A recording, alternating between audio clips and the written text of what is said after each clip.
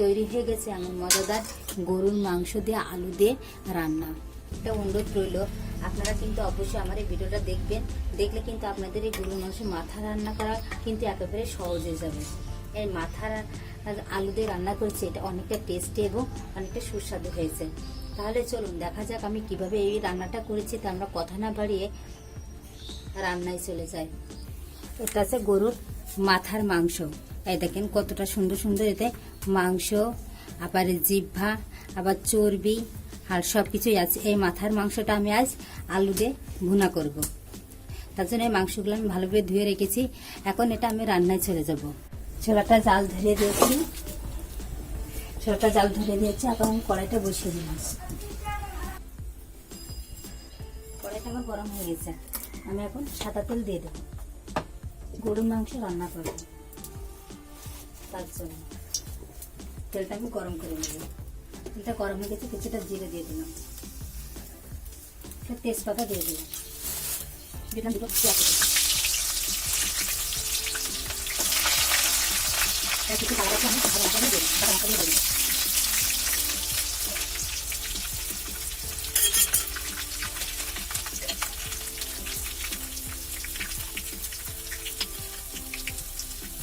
শুকনো চাল আদা বাটা, চিনি বাটা, তার মধ্যে পানি দিয়ে দিলাম, জিরে বাটা, গরম মশলা বাটা, পেঁয়াজ বাটা, দিলাম রসুন বাটা, হাতে জিরে বাটা দিয়ে দিলাম। সবগুলো মশলা আমি ভালোভাবে কষিয়ে নেব। দিয়ে দিলাম কাঁচামরিচ। এখন আমি মশলাটা ভালোভাবে কষিয়ে নেব।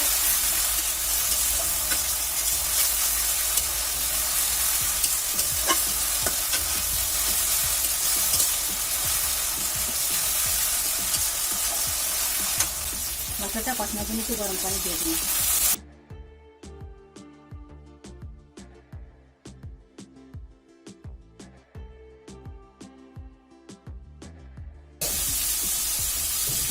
মশলাটা আমি ভালোভাবে কষিয়ে নিয়েছি। এখন এই পরিষ্কার করে ধুয়ে রাখা মাংসগুলো আবার একবার দিয়ে আমি কড়াইয়ের ভিতরে দিয়ে দিই।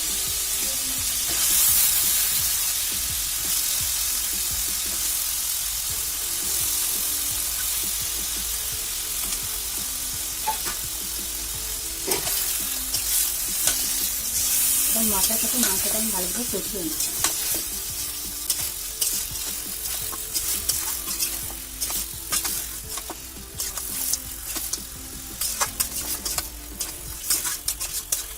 মশলার সাথে মাংসটা ভালোভাবে মিশিয়ে নিলাম। এখন লবণ দিয়ে দিল, 4 চামচে 2 চামচ লবণ দিয়ে দিলাম। লবণটা মাংসের সাথে ভালোভাবে মিশিয়ে নিলাম।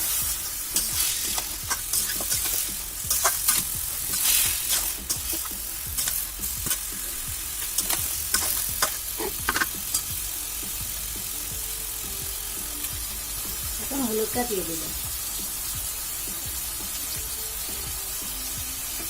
পরিমাণ মতো হলুদটা দিয়ে দিলাম।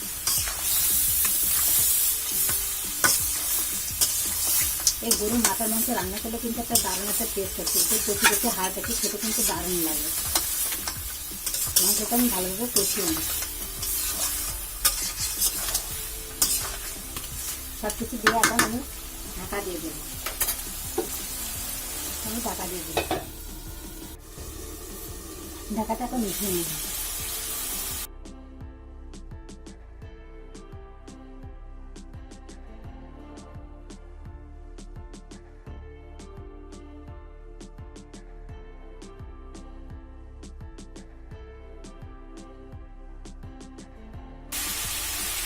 এখন মাংসের ভিতরে আমি দুটো আলু কেটে রেখে দিচ্ছিলাম, সেটা দিয়ে দিলাম। এখন আমি বড় সাইজের দুটো আলু দিয়ে দিলাম। আলু দিয়ে মাংসটা আমি এখন ভালোভাবে কষিয়ে নেব।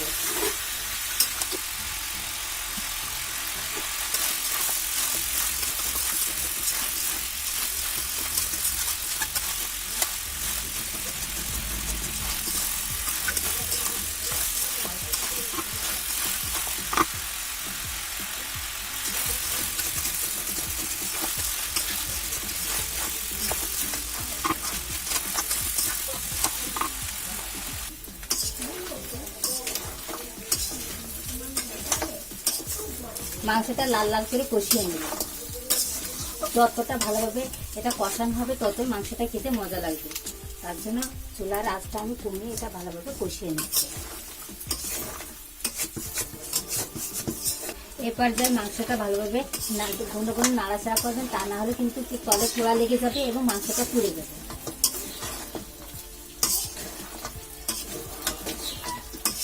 মাংসটা আমার ভাজি করা হয়ে গেছে, কষানো হয়ে গেছে মাংসটা আমার। এখন আমি পানি দিয়ে দিব।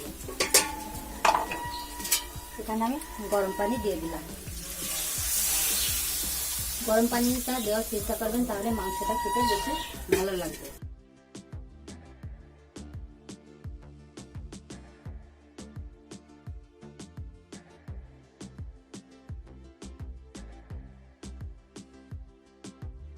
পানিটা ফুটে আসা পর্যন্ত অপেক্ষা করবেন।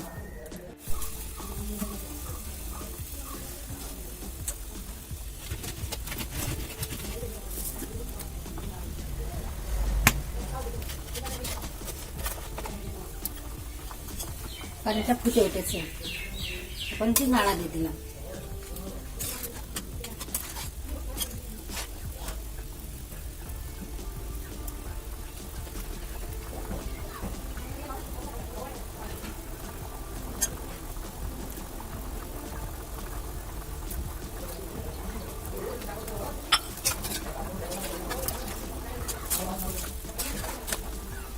মাংসটা সিদ্ধ পর্যন্ত অপেক্ষা করব।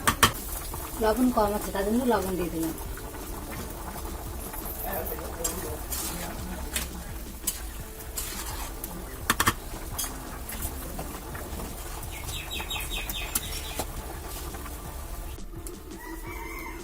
ঢাকনটা উঠিয়ে নিলাম।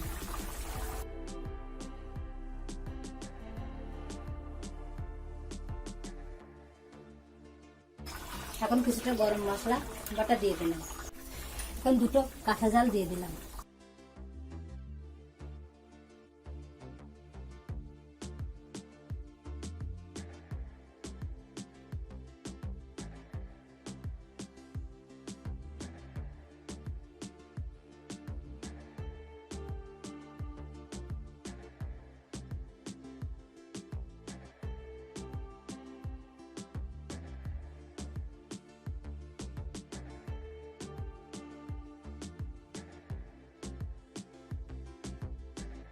তরকারিটা হয়ে গেছে, এখন আমি নামিয়ে নেব।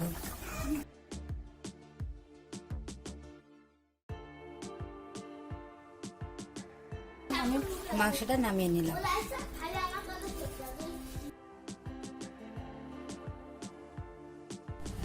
তরকারিটা আমি কড়াই ধরে নামিয়ে রাখছিলাম।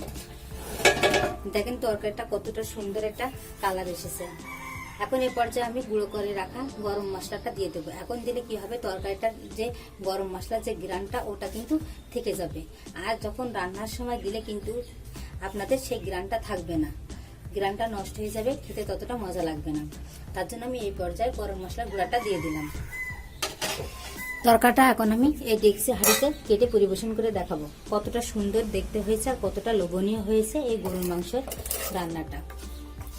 গরুর এই মাথার মাংসটা খেতে কিন্তু অন্যরকম একটা মজা লাগে। এটা আমার সবচেয়ে ভালো একটা তরকারি। এটা খেতে আমার খুব ভালো লাগে। হাড়গুলো মচমচ করে, খেতেও অনেক দারুণ টেস্টি হয়। আর আমি যেভাবে রান্না করছি এভাবে রান্না করলে কিন্তু এই মাংসটা খেতে আরো বেশি টেস্টি হয়ে যাবে। তা আপনারা যারা গরুর মাংস রান্না অনেকভাবে করে খেয়ে দেখেছেন, এভাবে রান্না করেননি, তারা কিন্তু অবশ্যই এভাবে রান্না করে ট্রাই করে দেখবেন রান্নাটা কেমন হয়েছে। দেখুন কতটা সুন্দর একটা কালার এসেছে আর রান্নাটাও একটা পারফেক্ট একটা স্বাদ এসেছে। আর এই রান্নাটা করতে কিন্তু বেশি মশলা লাগে না। আপনাদের বাসায় যে মশলাগুলো থাকে সেই মশলাটা দিয়েই কিন্তু আপনারা এভাবে রান্না করে নিতে পারবেন। তা আমার এই রান্নার ভিডিওটা যদি আপনাদের ভালো লেগে থাকে তাহলে কিন্তু ভিডিওটিতে একটি লাইক করবেন আর ভিডিওটি বেশি বেশি করে শেয়ার করবেন, যাতে অন্যরা দেখার সুযোগ পায়। ইতিমধ্যে যারা আমার চ্যানেলটি সাবস্ক্রাইব করেছেন তাদের আমার পক্ষ থেকে রয়েছে অসংখ্য ধন্যবাদ। আর যারা এখনো পর্যন্ত আমার চ্যানেলটি সাবস্ক্রাইব করেননি তাদের আমার পক্ষ থেকে অনুরোধ রইল অবশ্যই কিন্তু আমার চ্যানেলটি সাবস্ক্রাইব করবেন এবং পাশে থাকা বেল আইকনটি চালু করে দেবেন। এতে করে কী হবে, আমার দেওয়া নতুন নতুন ভিডিওগুলো আপনারা সবার আগে পেয়ে যাবেন নোটিফিকেশনের মাধ্যমে। সবাইকে অনেক অনেক ধন্যবাদ।